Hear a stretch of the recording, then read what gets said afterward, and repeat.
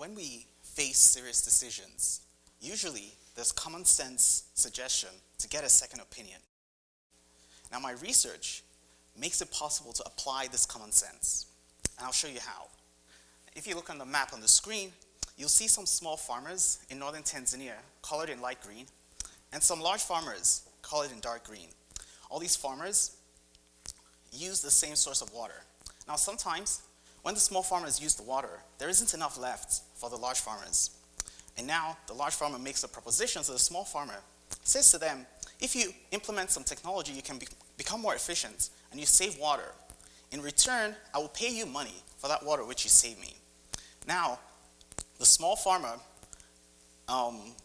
thinks how to achieve this, and the value of that decision will depend on how much water that technology can save.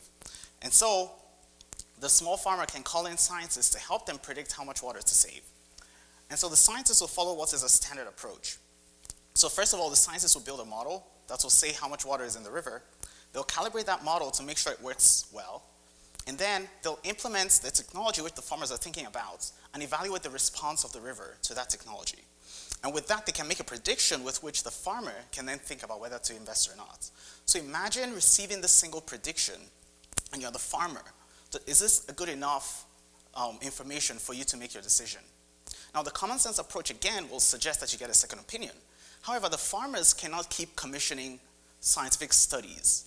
And so my research addresses this specific challenge. And to do this, I create an experiment that makes it such that the farmers can receive much more information as though they were talking to many scientists. How do I do this? I review the literature, and at every step, I gather all the different alternatives. I systematically sample these and can present the farmers with a wide range of options. Now, the farmers don't just have access to a second opinion, they have, at least in my experiment, 600 opinions. Now, this might seem overwhelming. Imagine you were the farmer receiving these sets of predictions from me. You can now think about that in some scenarios, you're going to save lots of water, and this might be a good decision. But in another scenario, you might not save as much water. And so by presenting this wide range of information, I'm able to help the farmers consider a wider range of actions. For example, the farmer might decide, instead of investing or not, to defer the decision and instead use the funds to address other pressing needs, such as maybe his child's education, for example.